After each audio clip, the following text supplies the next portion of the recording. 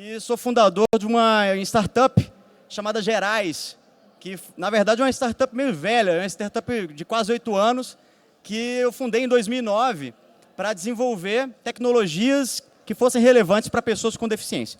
Mas antes de chegar nesse ponto, por que eu abri uma empresa dessa? Muita gente me pergunta se eu tenho alguma pessoa com deficiência na família, por exemplo, e esse não é o caso. Na verdade, o motivo pelo qual eu abri essa empresa não é muito nobre, não. O ano era 2007 e eu estava quase me formando em Engenharia Elétrica na Universidade Federal de Minas Gerais. E nessa época, eu categorizava mentalmente os meus colegas de turma em 5 tipos. Eu colocava todo mundo cada um dentro de uma caixa. Eu via mais ou menos ali 5 perfis de futuros engenheiros eletricistas. A maior parte deles, sei lá, mais ou menos uns 65% desses meus colegas, eu colocava na caixinha que eu chamava de industriais. Eram colegas que eu imaginava que assim que se formassem, eles iam trabalhar na indústria. Era aquele pessoal que entrou para fazer engenharia elétrica porque alguém falou com eles, engenharia dá dinheiro. Tinha gente que nem gostava do curso, mas já estava olhando o dinheiro lá na frente e falava assim, eu vou ser bem sucedido, eu vou trabalhar na Vale, eu vou trabalhar na Embraer, eu vou trabalhar na Petrobras, na ArcelorMittal, em grandes empresas. E essa era a maioria dos meus colegas. Tinha uma outra categoria que eu chamava de acadêmicos. Eram colegas que ao entrar na faculdade, no decorrer do curso, eles desenvolveram um gosto pela pesquisa, eles gostavam de ficar direto na sala dos professores, eles queriam fazer iniciação científica, tinha alguns que já estavam puxando matéria do mestrado antes mesmo de terminar a graduação, tinha gente que já estava olhando onde é que ia fazer doutorado. Então era o que eu chamava de acadêmicos. Esse pessoal ia acabar virando professor de alguma maneira, professor universitário, pesquisador. Tinha uma terceira categoria, que eram os concurseiros. Quase todo curso superior tem isso, né? Uns mais, outros menos. Eu imagino que quem faz administração, economia, por exemplo, contabilidade, ciências contábeis, por exemplo, acho que é o principal, né? 100% do pessoal da contabilidade concurseiro. Na minha turma de engenharia elétrica tinha uns 10% que eu via como concurseiros. Esses caras, eu via que eles podiam até trabalhar um tempo ali como industriais depois da formatura, mas a primeira chance que eles tivessem, primeiro concurso que eles emplacassem, com certeza eles iam finalmente abraçar a famosa e tão almejada estabilidade e pronto. Isso mesmo que fosse um concurso que não fosse para a área de engenharia. Tem uma colega minha, inclusive, que se formou e fez concurso para a Polícia Rodoviária Federal. Ela já estava fazendo mestrado. Ou seja, ela saiu, ficou um tempo industrial, virou acadêmica, mas finalmente realizou o sonho e a vocação de ser concurseira. Ok, cada um sabe o que é melhor para si. E tinham o que eu chamava de empreendedores. Mas na época que eu estava na graduação, em 1900 e 2007, isso aqui não era comum. Essa palavra não estava na moda. Empreendedorismo, não tinha isso. Startup, quê? Não tinha, ninguém falava disso. Pelo contrário, a ideia de se abrir uma empresa parecia uma coisa que tinha que nascer com aquela pessoa. O empresário, em 2007, era visto por mim e pelos meus colegas como uma pessoa iluminada que nasceu com um dom, nasceu para aquilo.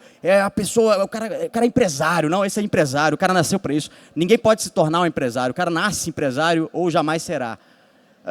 Era assim que a gente via. E a gente também via com outro estereótipo. A gente via os empreendedores, eu via os futuros empresários como pessoas que inevitavelmente iam ficar milionárias, iam ser muito ricas, etc. Por isso que a gente via isso como uma coisa para poucos. Eu via ali uns 10% da minha turma como futuros empreendedores.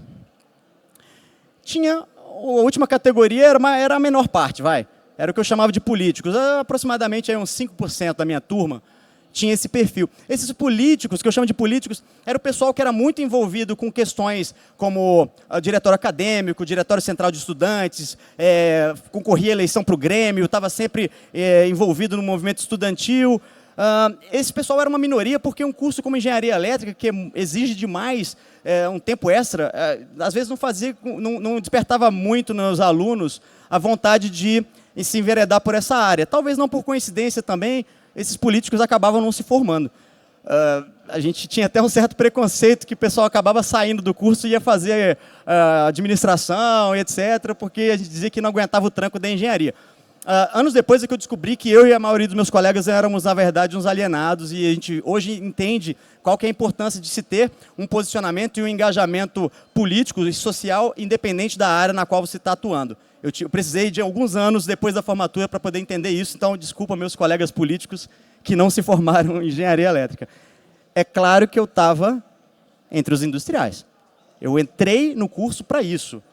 Eu achava que eu ia ser um engenheiro eletricista que ia se formar, e antes mesmo de se formar, já ia estar trabalhando numa grande empresa, fazer um trainee antes de me formar e ser efetivado pela empresa depois da graduação e ter uma carreira meteórica. E eu planejei toda a minha trajetória para isso. E eu estava seguindo muito bem, obrigado, nessa área.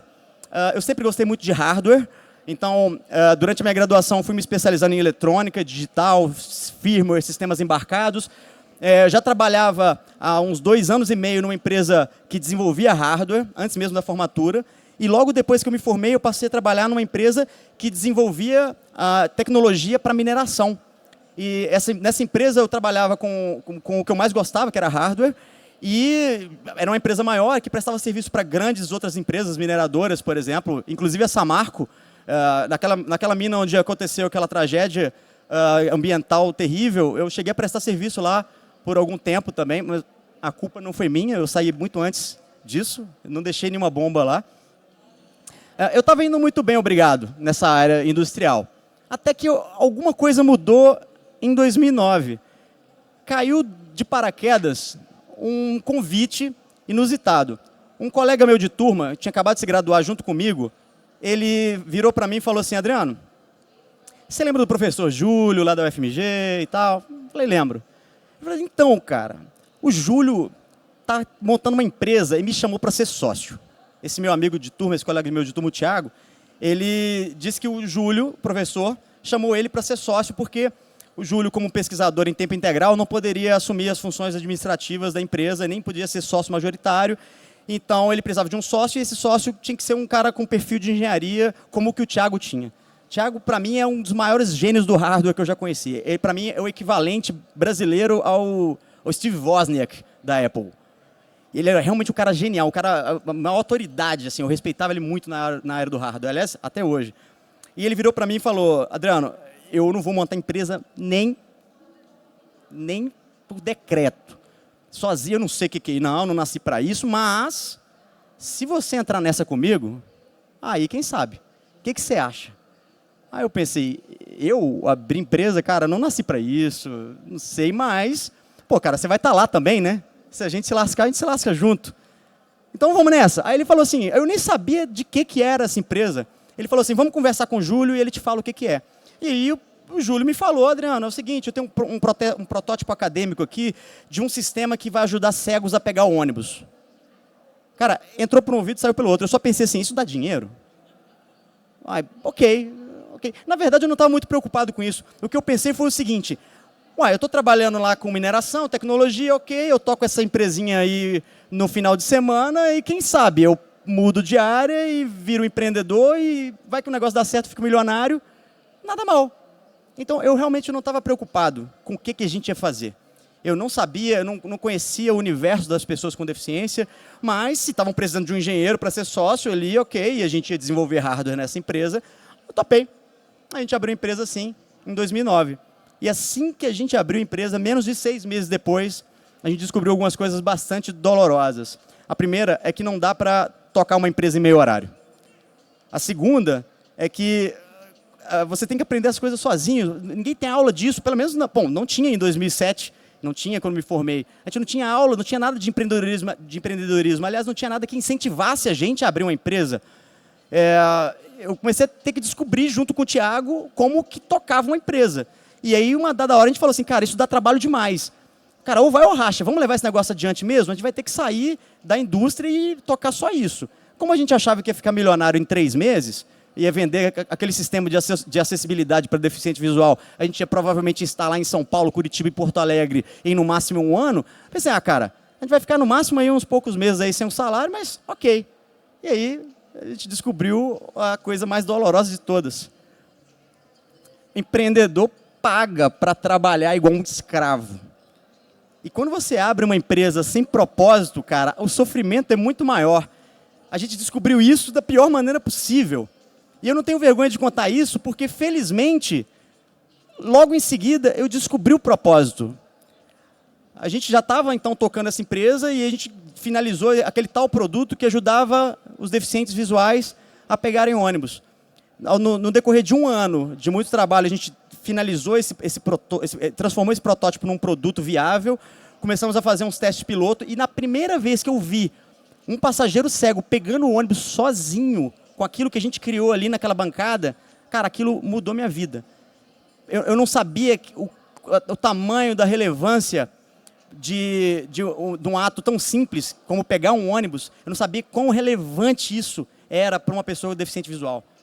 Aquilo era um problema que era muito grande para eles. Eu comecei a conversar com muitas pessoas cegas e eles me contavam histórias que eram fascinantes, assim, histórias de livro, todas aventuras de como pegar um ônibus e como que eles já se lascaram muitas vezes com isso.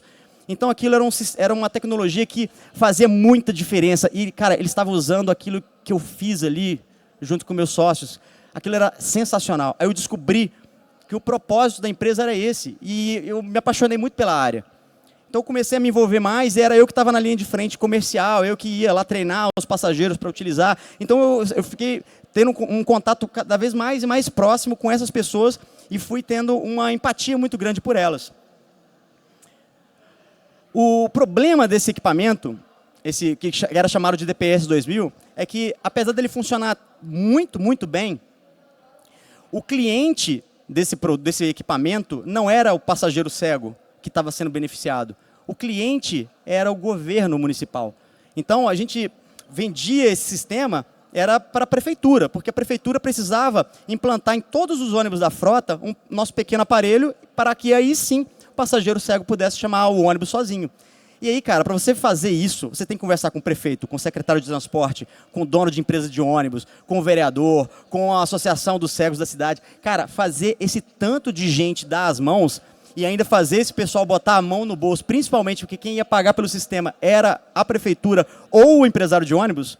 Aí o tanto de coisa que a gente viu, o empresário de ônibus falando assim, isso é responsabilidade da prefeitura. Aí a prefeitura dizendo assim, ok, então beleza, próximo edital de licitação com transporte público, nós vamos colocar isso como um item obrigatório, só que os editais valem por 10 anos, por 20 anos, então assim, a gente não espera 20 anos para trocar a empresa de ônibus de cada cidade.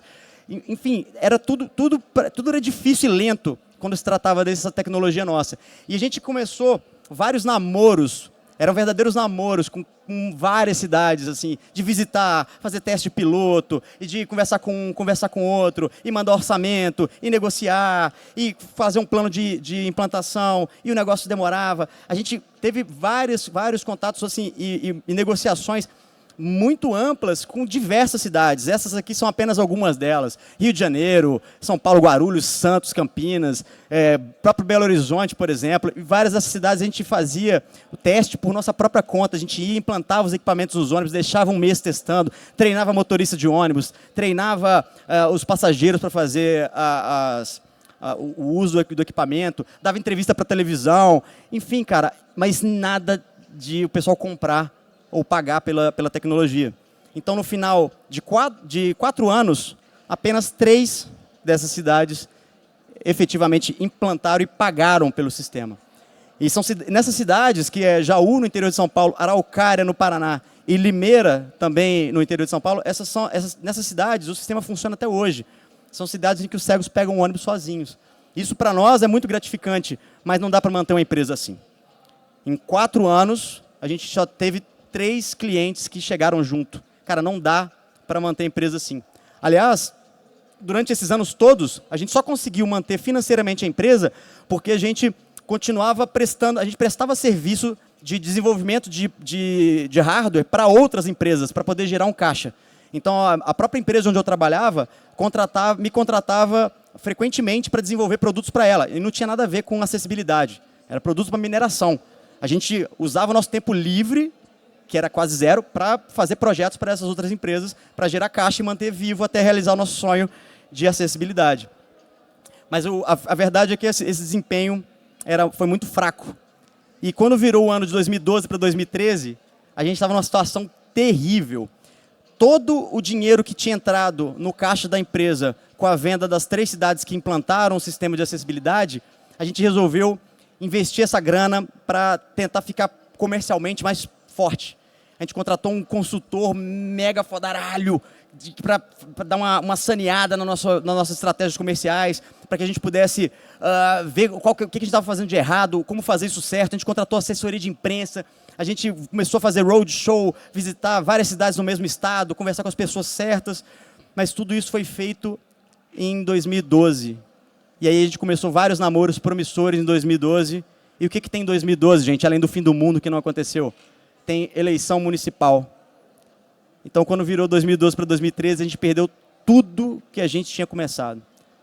Prefeitos que foram reeleitos simplesmente pararam de falar com a gente, porque falaram assim, cara, agora meu burro está na sombra, deixa eu olhar outros problemas aqui. Prefeitos novos que se elegeram, eles estavam preocupados em resolver a sujeira deixada pelos antecessores. As conversas pararam. Contatos que a gente vinha mantendo, eram profissionais que foram exonerados dos seus cargos quando mudou a gestão. A gente simplesmente não tinha assimilado o timing do governo municipal. E isso lascou a gente.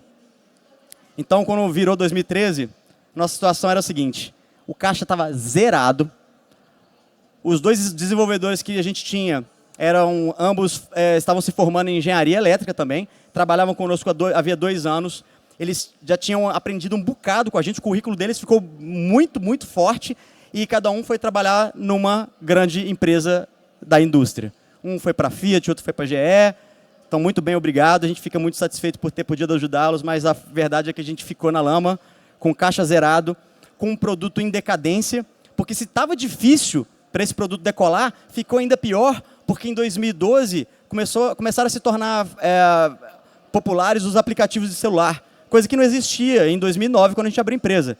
E com a popularização dos aplicativos, começaram a surgir outras soluções de acessibilidade para o transporte público dos deficientes visuais, baseadas em aplicativo, que era uma tecnologia de tendência. Então, começaram a aparecer concorrentes muito mais modernos. Apesar do nosso sistema funcionar bem, a tecnologia baseada em aplicativo era mais versátil. Então, a gente começou a ficar obsoleto diante de qualquer cidade para a qual a gente vinha apresentar a nossa solução. Então, assim, o que já estava difícil começou a ficar impossível. A gente também não tinha novos projetos, a gente teve uma baixa, aquelas empresas que contratavam a gente periodicamente para desenvolver projetos de eletrônica para elas, pararam de contratar a gente, porque a gente estava dando foco demais no nosso produto, e aí não tinha mais como girar caixa. Essa situação levou um estresse tão grande que o meu sócio empreendedor, éramos 3, né? 2 sócios empreendedores, eu e Thiago, e o professor Júlio, que continuava professor Júlio, 100% de dedicação na universidade. Então, quem carregava a cruz mesmo era Thiago e eu, e Thiago falou assim, cara, não dá mais para mim, cara. Essa montanha-russa de emoções aí, eu tenho outros planos na vida, isso aqui não vai dar. E saiu. Esse era o momento de parar. A frustração era total, completa, absoluta e irrestrita. Fiquei sozinho para tentar tocar uma empresa que tinha um produto frustrado, sem dinheiro, sem desenvolvedor, sem projeto, sem ideia, sem motivação e uma merda total. Esse era o momento certo para eu desistir. Mas eu sentia, cara, de verdade. Eu falei assim, cara, sabe quando você sente que você tem lenha para queimar ainda? Você falou assim, cara, porra, não, sabe? Já acabou, Jéssica? Tipo, sabe? A mulher tomou uma surra do cacete, mas levantou lá e... Não, peraí. Eu me sentia igual aquela mulher que apanhou da Jéssica naquele vídeo que ficou famoso, sacou? Tava lá estrupiado de apanhar da vida, mas falei assim, não, peraí, tô aqui ainda. Eu sentia que aquele propósito que eu tinha descoberto, que a empresa tinha, ele não tinha sido cumprido ainda. Falei, pô, a gente criou um produto muito legal e ele não ajudou o tanto de pessoas que era para ajudar. Eu ainda tenho mais lenha para queimar aqui. Mas a gente não tinha dinheiro, o ano de 2013 ainda tinha meses pela frente, sem perspectiva, mas eu falei assim, cara, eu vou colocar uma data para acabar. Dia 31 de dezembro de 2013, a empresa fecha. Eu via um propósito, eu olhava para o precipício, eu via ele ainda propósito, mas propósito não enche barriga, propósito não paga conta. Vou ver até onde vai. No dia 31 de dezembro de 2013, a empresa ia estar completando 5 anos, arredondadamente. Mas 5 anos é uma boa hora para você parar. Se não deu certo em 5 anos, pô, já chega, né? Então eu pensei, Aí faltam uns 8 meses para acabar o ano, virei pro meu pai e falei, pai, ó, vou voltar para sua casa, beleza, pai? Beleza, mãe? Tá certinho, vai ter um filho de volta, vocês me ajudam aí, se tiver uma dificuldade de um aluguel do escritório, vocês me dão uma forcinha. E aí fui ver o que acontecia no restante do ano. Eu particularmente, eu não tinha muita esperança. A esperança mesmo era que algum super-herói me ajudasse. Que aparecesse alguém e falasse assim, peraí, vamos impedir o Armagedon da sua empresa com superpoderes. Na verdade, foi quase isso que aconteceu, só que de uma maneira muito inusitada. O super-herói apareceu, na verdade, numa cadeira de rodas, cara. Esse camarada que está aparecendo aqui, nesse slide, é um camarada chamado Gleison. E essa foto aqui foi tirada no dia que eu o conheci. Esse pavilhão aí, onde tinha a foto dele com o Homem de Ferro, é o pavilhão de uma feira, que é a maior feira de tecnologia para pessoas com deficiência da América Latina. É uma feira chamada Reatec e acontece anualmente em São Paulo. Em 2013, eu e as últimas moedas do bolso, decidimos participar da Reatec para ver se alguma coisa diferente acontecia. Então a gente pegou o nosso moribundo produto de acessibilidade para os cegos e juntei as últimas moedas do bolso e falei assim, vou tentar montar um stand nessa feira para ver se eu chamo a atenção de algum governante, para ver se isso vira realidade em alguma cidade. São Paulo é onde as coisas acontecem, vamos ver o que acontece lá. Cara, só que a gente não tinha dinheiro para pagar um stand padrão da feira. Então, depois de muito negociar com o organizador, o que o cara quebrou o galho para mim foi, ok, cara, eu vou colocar você num cantinho ali do pavilhão. Era um stand que parecia um sanitário químico, cara. Era tipo assim, um quadrado. Um quadrado com a bancadinha, beleza? Você se vira? Eu falei, me viro, cara. Aí paguei lá, sei lá, R$3.000 por um quadrado no chão. Viajei sozinho, feira de 4 dias. Fazer feira sozinho é praticamente um pesadelo total. Você não pode ir no banheiro, porque você não pode abandonar o stand. Eu não comia, não almoçava, ficava lá e tentando chamar a atenção de pessoas para poder mostrar aquele sistema de acessibilidade. Mostrar os vídeos, mostrar as reportagens. Estava lá e no terceiro dia dessa feira, eu lá no meu stand, se o stand fosse aqui, sei lá, se o pavilhão fosse um campo de futebol, o meu stand estaria na bandeirinha do escanteio. E a área era a área do corner ali, era aquilo, cara. E eu não conseguia chamar a atenção de quem podia bancar ou podia decidir.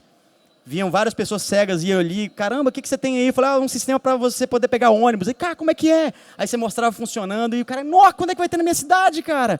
Aí eu falava, brother, no dia que o seu prefeito vier aqui falar comigo. Então isso era muito difícil.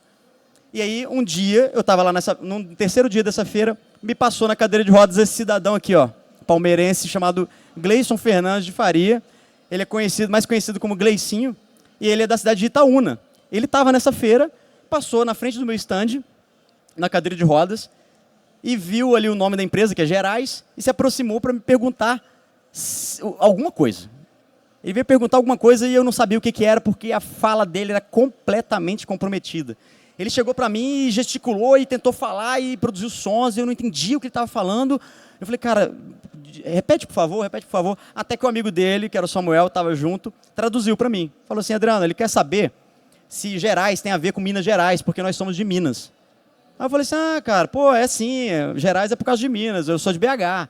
Aí a gente começou a conversar e eles estavam dizendo que a primeira coisa que eu já me surpreendi foi que o Gleicinho estava ali conversando comigo e seu fiel tradutor me dizendo, fazendo a tradução simultânea, ele estava me falando que o Gleicinho era cientista da computação. Aí eu fiquei meio assim, né? Visão preconceituosa, né, cara? Eu olhei e falei, o cara não consegue se mexer direito? Como é que o cara forma em ciência da computação? Aí ele explicou. Não, cara, eu usava o computador com uma ponteira na cabeça. Aí tinha, lógico, alguns inconvenientes, né? Era a única maneira que ele conseguia de usar computador. Ele adaptava uma ponteira na cabeça e usava a cabeça para digitar letra por letra, caractere por caractere. E isso, além de trazer dores terríveis nas costas e prejuízo de postura, ainda trazia o apelido. Por exemplo, o pessoal da turma dele chamava ele de unicórnio. Porque ele estava sempre para lá e para cá na faculdade com essa ponteira na cabeça, porque ele só conseguia fazer as provas e os trabalhos usando a ponteira. E o Gleicinho me contou que estava naquela feira ali, na Reatec, porque ele tinha desenvolvido um conceito de um teclado que ele conseguiria usar. Ele e outras pessoas com deficiências semelhantes. Ele não tem coordenação motora fina, nem o equilíbrio do corpo Então, por isso, ele não conseguia usar um teclado convencional. Mas ele tinha criado, no final do curso dele, um conceito de um teclado que ele poderia usar e outras pessoas assim também. E ele estava tentando me explicar como é que era isso, mas disse também que foi buscar apoio de outros empresários da área e todos eles tinham acabado com as esperanças. Ele estava indo embora do pavilhão naquela hora que ele passou no meu stand, porque ele tinha conversado com um empresário gaúcho que virou para ele e falou assim, cara, desiste porque isso não tem escala, isso não tem mercado para isso, e para você transformar isso num produto, você vai gastar tanto dinheiro que você não vai ver o retorno disso nunca. É melhor você fazer um protótipo para você mesmo usar. E aí ele estava indo embora do pavilhão e resolveu passar pelo canto, porque era onde tinha os banheiros, e aí passou pela bandeirinha do escanteio, provavelmente confundiu meu stand com um banheiro químico e parou lá. Mas o fato foi que esse encontro fortuito mudou a vida de todo mundo. Esse tal protótipo que ele tinha criado era isso aqui. Esse é o próprio Gleicinho digitando no protótipo que ele tinha criado. Tratava-se de um painel com 11 teclas que pareciam aqueles botões de emergência, sabe? Aquele que parece um cogumelo. Ele montou isso num painel, ele fez um estudo, isso foi objeto do estudo da monografia dele, de final de curso. Ele criou um protótipo, fez um estudo com várias pessoas com deficiência, inclusive ele também, estabeleceu qual era a disposição mais apropriada para essas teclas, e para que esse teclado funcionasse do jeito que ele queria, precisava, além de plugar no computador, precisava rodar um software. E esse software foi ele mesmo que programou. Ele criou um device driver de Windows, ele criou uma DLL, para quem é da área, ele criou uma DLL que, ao ser instalada no Windows, permitia que aquele caixote com botões se transformasse num teclado completo.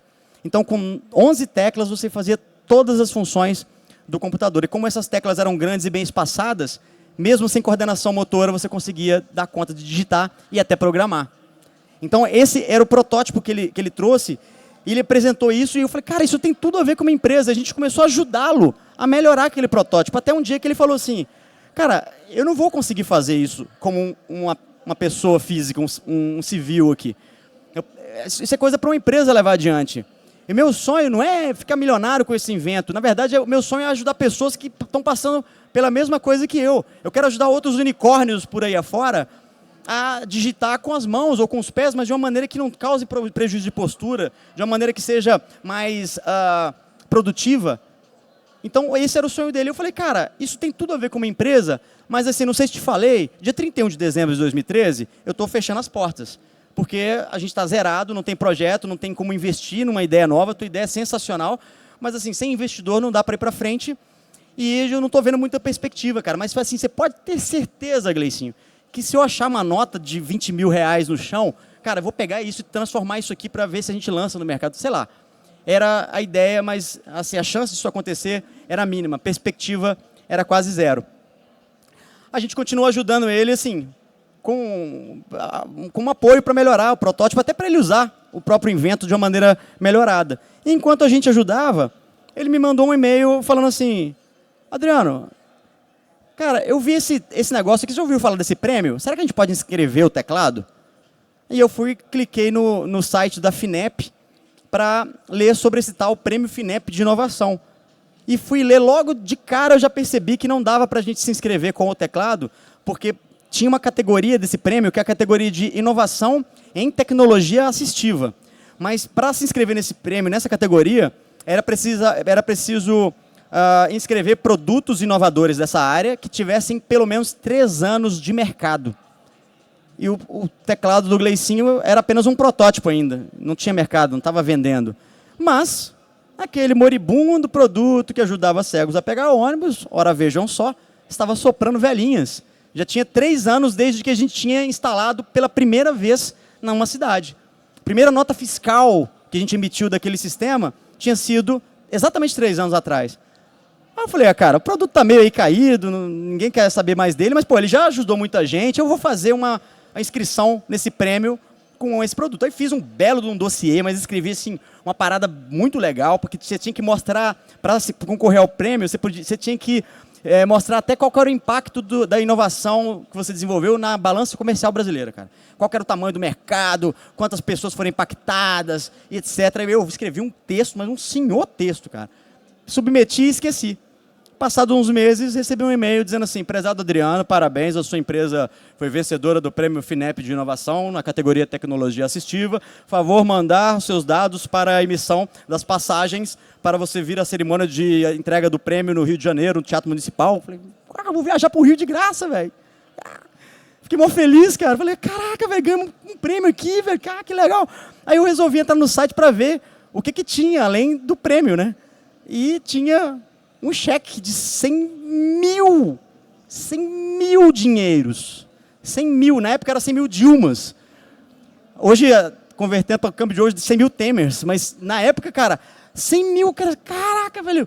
Eu não acreditei, eu tive que ler muito, velho, muitas vezes, porque eu não acreditava. Eu tinha tido tanta frustração na vida durante aqueles anos todos, que eu não queria ter mais uma. Então eu li de novo, eu li 100 mil vezes para saber se era aquilo mesmo, e era verdade. Inclusive eu fui para Brasília para receber, para a cerimônia de entrega do prêmio também. Na época esses dois aqui eram amigos, tava todo mundo bem, etc. Olha só como eles são, parece marido e mulher, né? E aí, cara, a primeira coisa que eu fiz foi, cara, acabou esse negócio de fechar a empresa, velho. Agora nós temos dinheiro. We have the money! Yeah! Cara, peguei, mandei um e-mail para os alunos de engenharia de automação e de elétrica da UFMG. Falei assim, cara, quero contratar super-heróis que estejam empolgados para uma missão, que gostem de fazer projetinho com Arduino, com hardware e etc, porque nós temos uma missão legal. Aí, cara, só choveu gente empolgada. Eu selecionei 2 caras que estão trabalhando comigo até hoje.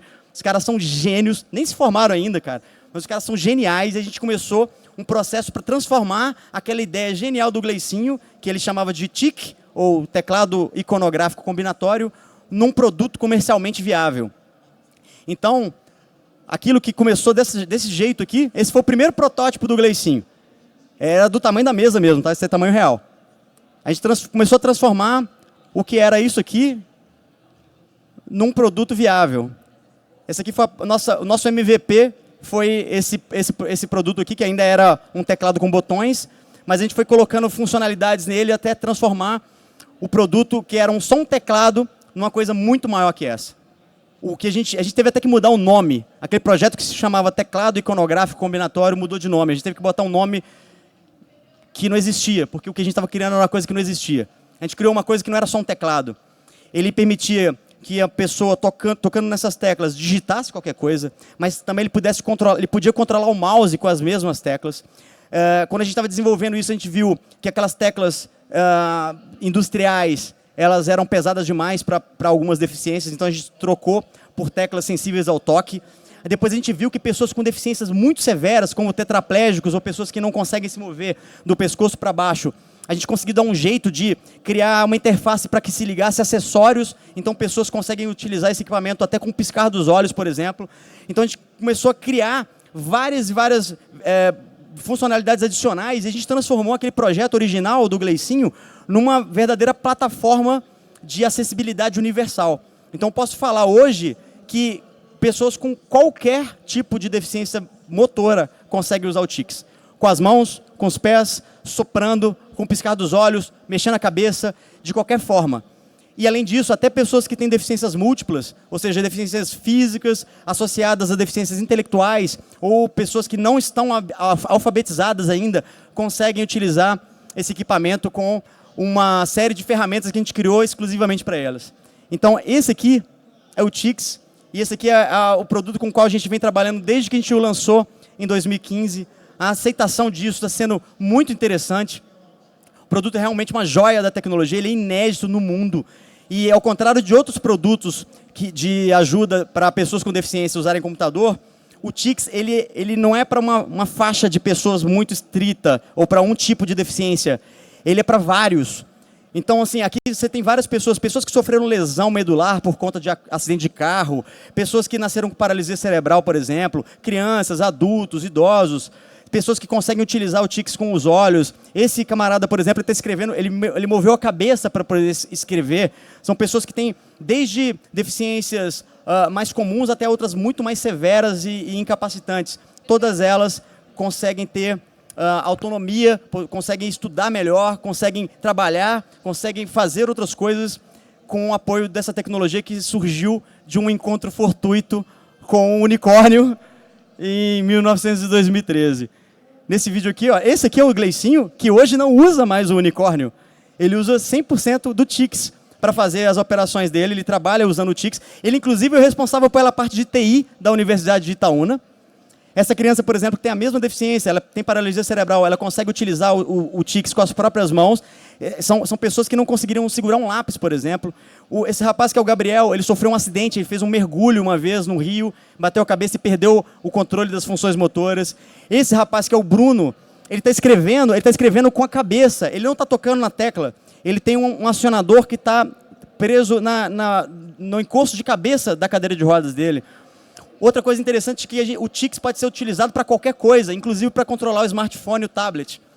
Ele não depende de programa, você instala no Mac, no Linux, no Android, no Windows. Ele está sendo utilizado por pessoas em casa, ele está sendo utilizado por clínicas de reabilitação para tratar com pacientes, em terapias de terapia ocupacional, em fonoaudiologia, em fisioterapia. Ele está sendo utilizado por professores que lidam com a inclusão de alunos com deficiência na sala de aula. Temos alunos que estão utilizando o TICS na própria sala de aula para poder fazer o registro, ou seja, para poder escrever, já que elas não têm controle para segurar um lápis. Então a gente começou a mudar a vida de muita gente com um equipamento que a gente jamais tinha imaginado que seria capaz de ser produzido. E é um equipamento que, assim, outras pessoas já tinham até desencorajado a ser levado a cabo. Então, todas essas imagens, todas essas pessoas que estão utilizando o TICS nesse vídeo que eu estou mostrando, são apenas uma parte do número de pessoas que a gente realmente quer alcançar. Pessoas com deficiência existem em qualquer país, seja em desenvolvimento, como o Brasil, seja um país desenvolvido, como os Estados Unidos, Canadá, a Noruega, por exemplo. Então, a gente vai tentar levar esse equipamento para outros mercados. Por enquanto, a empresa ainda é tão pequena quanto era quando a gente abriu, mas o nosso propósito é cada vez mais forte, e eu tenho certeza que isso vai ser, juntamente com a motivação que a gente tem, vai levar a gente até um progresso de transformar a vida de mais e mais pessoas. E com esse produto e com os próximos que a gente visa desenvolver, com certeza a gente vai cumprir nosso propósito de ajudar outras pessoas com deficiência. E o Gleicinho faz parte disso. E uma última coisa que eu não falei sobre ele é que ele atualmente, ele acabou de ser reeleito vereador na cidade dele, de Itaúna, pelo 3º mandato consecutivo.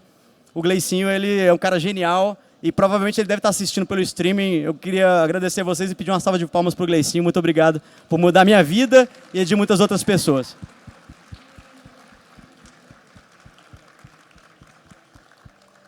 Oi? Vamos sortear uma pergunta aqui. Me falaram que tem tempo para uma pergunta. Quem vai perguntar alguma coisa?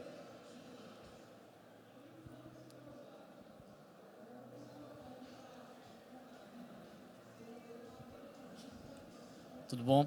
E a questão de acessibilidade desse produto, que você tinha dito inicialmente que era o desejo do Gleicinho de poder levar essa tecnologia para várias pessoas, né? Como é que é? Hoje é uma tecnologia que você consegue passar para as pessoas, tem um custo muito elevado para a produção desse material?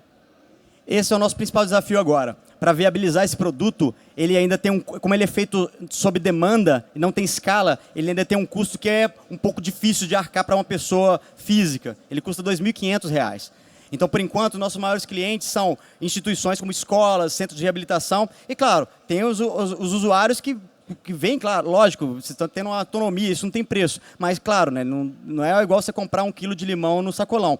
Para isso, a gente está viabilizando um novo modelo de negócios, que eu chamo de aluguel social, para permitir que a pessoa consiga utilizar o TICS sem precisar comprá-lo, e sim alugar por um baixo custo mensal, para que a gente possa ir crescendo e escalando aos poucos. A gente vai produzindo, cada instituição, por exemplo, ou cada escola que comprar um TICS a preço cheio, nós vamos produzir 2. Um vai ser entregue para esse cliente, preço cheio, e o outro vai ser alugado a baixo custo para uma pessoa com deficiência. Dessa maneira, a gente vai crescer organicamente, dentro das nossas capacidades, visto que a gente não tem investidor, todo esse esforço foi feito com recursos próprios, e a gente tenta manter a empresa com os recursos da própria empresa. Então, por enquanto, o TICS ainda carrega a empresa nas costas, mas a ideia é mudar isso e tentar costurar uma parceria com a indústria para que diminua o custo de produção, diminua o preço final, e a gente fazer com que o produto chegue nas mãos de mais pessoas no menor espaço de tempo possível. Esse é o nosso desafio agora, que a gente está trabalhando para resolver.